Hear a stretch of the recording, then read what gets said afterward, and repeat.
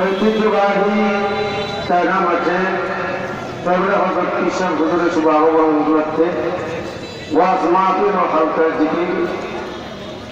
আজকের মাহফিলের সম্মানিত সভাপতি কারিগর হজরত কৃষ্ণ হুজুর, প্রধান বক্তা হিসেবে উপস্থিত আছেন দক্ষিণ বাংলার বরিষ্ঠ কণ্ঠস্বর বিশিষ্ট ইসলামী চিন্তাবিদ, আন্তর্জাতিক খ্যাতি সম্পন্ন বক্তা জনাব আলহাজ হযরত মাওলানা ডক্টর মোহাম্মদ শহীদুল ইসলাম সানি সাহেব দামাত বরকাতুহু আলিয়া, দিগার ওলামায়ে কেরাম, বিভিন্ন ইউনিয়ন থেকে মহল্লা থেকে আমার প্রান্তের মধ্যে মুজাহিদদের আল্লাহ পাকের শুকর, যে মহান রব্বুল আলামিন আপনাকে আমাকে মায়া করে মহব্বত করে আল্লাহ ওনাদের মজলিসে জাকিরদের মজলিসে আল্লাহ বসার যে তৌফিক দান করেছেন, এই জন্য মহান রব্বুল আলামিনের দরবারে শুকরিয়া আদায় করে সকলের জোরে আওয়াজ দিয়ে বলেন আলহামদুলিল্লাহ।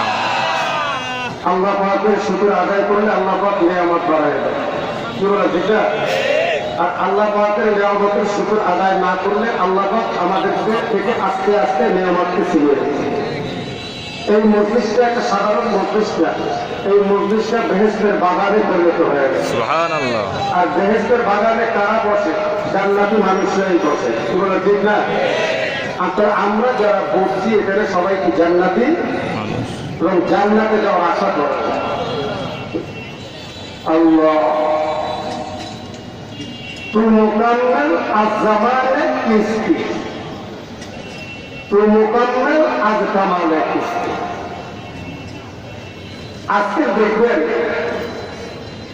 সমস্ত মানুষ চরমনায় কৃষ্ণ হুজুরের জন্য পাগল। কেন পাগল?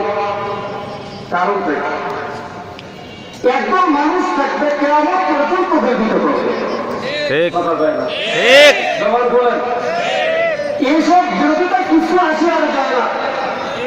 যত বিরোধিতা করবে আল্লাহ তত সম্মান আল্লাহ বাড়াইবে। বিরোধিতা করলে সম্মান বাড়াইতে আমার আল্লাহ যেই বাতি জ্বালাইবে ওই বাতি কেউ নিবাইতে পারবে না। আর ওই বাতি যদি কেউ নিবাইতে যায় নিজেই পয়লা শেষ হয়ে যায়। এই জন্য বলা হয়েছে তু মুকাম্মিল আজ-জামানে কিসতি, তু মুকাম্মিল আজ-জামানে কিসতি। আল্লাহ আল্লাহর ওলি যারা, তাদের ভিতরে আমার আল্লাহ একটা স্পেশাল পাওয়ার দান করছে। সেই স্পেশাল পাওয়ারটা টাকা দিয়ে ক্রয় করা যায় না, ক্ষমতা দিয়ে ক্রয় করা যায় না। এই স্পেশাল পাওয়ারটা আমার মাওলার পক্ষ থেকে দান করে। ক্রয় করা যায় না। এই আধ্যাত্মিক শক্তির অধিকারী হয়েছিলেন হযরত মেসাক সাহেব রহমাতুল্লাহ আলাইহি। এই আধ্যাত্মিক শক্তির অধিকারী হয়েছিলেন হযরত ফজল করিম রহমাতুল্লাহ আলাইহি। এই আধ্যাত্মিক শক্তির অধিকারী হয়েছিলেন কুতুব আলম গৌরী রহমাতুল্লাহ আলাইহি। এই আধ্যাত্মিক শক্তির অধিকারী হয়েছিলেন কাসেম নানভী রহমাতুল্লাহ আলাইহি। যেটা ঠিক কিনা? এই আধ্যাত্মিক শক্তির অধিকারী হয়েছিলেন হযরত মাইনুদ্দিন চিশতি রহমাতুল্লাহ আলাইহি। এই আধ্যাত্মিক শক্তির অধিকারী হয়েছিলেন কায়সারুল রহমাতুল্লাহ আলাইহি। এই আধ্যাত্মিক শক্তির অধিকারী হয়েছিলেন আল্লাহু আকবার শেষের হযরত আবু জাফর রহমাতুল্লাহ আলাইহি। ওরা ঘরে বসে হয়েছে না কষ্ট করছে? জোরে বলে। দুনিয়া মাছ ধরতে নামছে একজন মুসলমান আর একজন কাফের। তো মুসলমান ব্যক্তি বিসমিল্লাহ করে আল্লাহর নাম নিয়ে জাল খাওয়া, আর কাফের ব্যক্তি দেবতার নাম নিয়ে জাল খাওয়াতেছে। কাফের ব্যক্তির জালে মাছ উঠতেছে, কিন্তু ওই যে মুসলমান ব্যক্তি জাল খাওয়াইতেছে কোনো মাছ নাই। একটা মাছ উঠছিল, তারপরে কোন রকমের ছুটে গেছে, আবার তাও ভাবতে পারে না। ফেরেশতারা ডাক দিয়ে মানুষে আজকে মুসলমান ব্যক্তি তোমার নাম নিয়ে আর জাল খাওয়া দিতে, সে কোনো মাছ পাইল না। আর এখন কাউকে দেবতার নাম দিয়ে জাল খাওয়া দিল, তার বান্ধব হয়ে গেল। মাইনে মোমেন সোয়ে মোমেন সওয়াব, মাইনে মোমেন সোয়ে মোমেন সওয়াব, মাইনে কাফের সোয়ে কাফের সওয়াব। আল্লাহ জানাই দেয় ফেরেশতা, শোনো, যেই মুমিন বান্দা যা খাওয়া গেছে হয়তো দুনিয়াতে মনে কষ্ট পেয়েছে, কিন্তু আমি আল্লাহ রাব্বুল আলামিন জান্নাতের ভিতরে তার জন্য উচ্চ আসন সৃষ্টি রয়েছে। আস্তে করে সুবহানাল্লাহ। আর কাফের ব্যক্তির জন্য আমি জাহান্নাম তৈরি করে রাখছি। কি বলে ঠিক না বেশি? কষ্ট পাওয়ার কোনো দুঃখ নাই। আল্লাহ ধৈর্যশীলদেরকে পছন্দ করে, আল্লাহ মুমিনদেরকে পরীক্ষা করে, টাকা দিয়া, মাল দিয়া, অর্থ দিয়া, দেখে আমি আল্লাহর কাছে রাজি খুশি আছে। জোরে কথা ঠিক না বেশি? আল্লাহ আল্লাহ কিন্তু আল্লাহ তারা তারা জুবে না। আমি যেগুলো বলছিলাম আল্লাহ আল্লাহ তাদের ভিতরে আমার মাওলা একটা স্পেশাল পাওয়ার দান করেছেন। এই স্পেশাল পাওয়ারটা ক্ষমতা দিয়ে ক্রয় করা যায় না, টাকা দিয়ে ক্রয় করা যায় না। এই স্পেশাল পাওয়ারটা আমার মাওলার পক্ষ থেকে দান করা হয়। সকলে আমাদের ইচ্ছা হুজুর চলে আসছেন আল্লাহ আল্লাহ। এই মাতার ভিতরে কত টাকা থাকতে পারে, কত সুন্দর থাকতে পারে, কত মক্কর থাকতে পারে, পারে কি পারে না।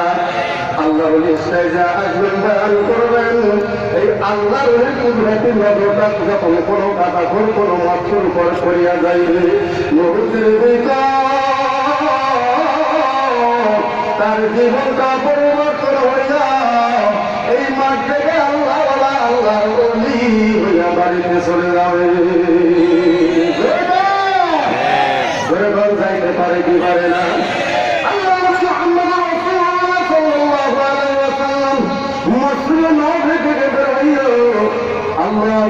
একটা ঘরের সঙ্গে চিন্তা লাগাইয়া সাহাবায়ে কেরামের সঙ্গে কথা বলতেছে।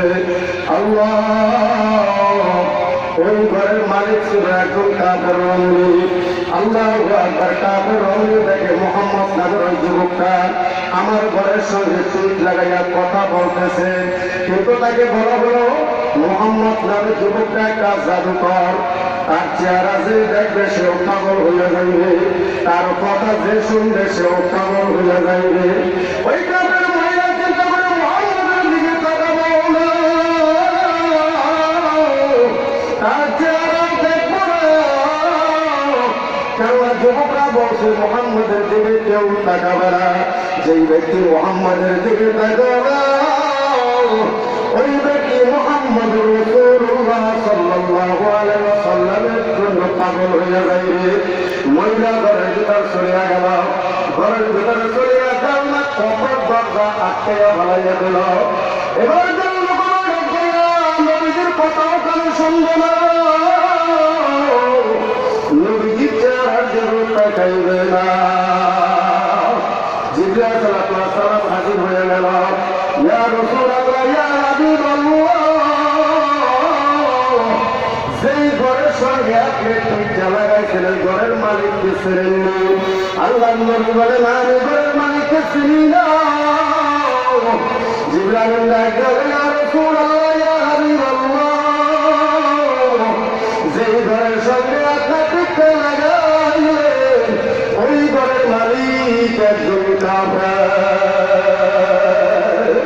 মাওলায় পাঠাইয়া দিয়েছে আল্লাহ আল্লাহ, মাওলায় পাঠাইয়া দিয়েছে আপনাকে জানাইয়া দেওয়ার জন্য যেই ঘরের সঙ্গে আপনি টিকা লাগাইছেন ওই ঘরের মালিককে আমার মাওলা কেমনে জাহান্নামে জানাবে। চুরি করুন আল্লাহ। জিবরাইল বলার পরে মহিলা ঘর থেকে বের হয় না, হঠাৎ করে কিছু শুরু করে মহিলার ঘর থেকে দৌড় শুরু করে দিল। আমার নবীজির কাছে বলে, ইয়া রাসূলুল্লাহ, ইয়া হাবিবাল্লাহ, যুবকরা আমাকে বুঝাইছে আপনি নাকি একটা জাদুকর, আপনার চেহারার দিকে তাকাইলে মানুষ বলে পাগল হয়ে যায়, আপনার কথা শুনলো মানুষ বলে পাগল হয়ে যায়। ইয়া রাসূলুল্লাহ, ইয়া হাবিবাল্লাহ, আমি ঘরের ভিতর বসা ছিলাম, আপনার কথাও শুনবো না, আপনার চেহারার দিকে তাকাবো না, কিন্তু চিন্তা করলাম যখন বসেছিলাম হঠাৎ করে দেখে আমার অন্তরের ভিতরে কম্পন শুরু হয়ে গেছে। আমার অন্তরের ভিতরে কম্পন শুরু হয়ে গেল।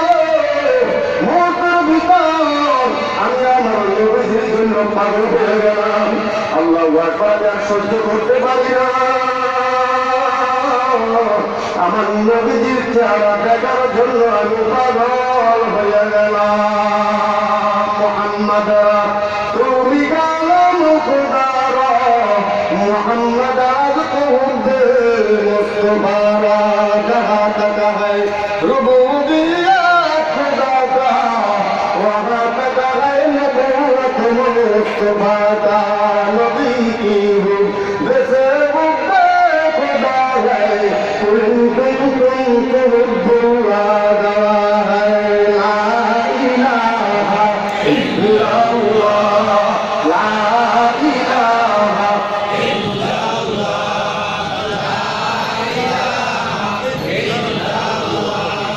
لا إله إلا الله، لا إله إلا الله، الله بعد কোনো মাবুদ নাই। আল্লাহ পাকের বান্দা, আমার মাওলা বান্দার চেহারা দেখে না, সুরত দেখে না, টাকা দেখে না, পয়সা দেখে না, আমার মাওলা বান্দার কলবের দিকে চেয়ে রয়েছে। যার কলম ভালো মানুষটা ভালো ভালো, যার কলম খারাপ মানুষটা খারাপ মানুষ। কলম ভালো হইতে হইতে ওই মানুষটা ফেরেশতার চাইতে সম্মানিত হইয়া যায়।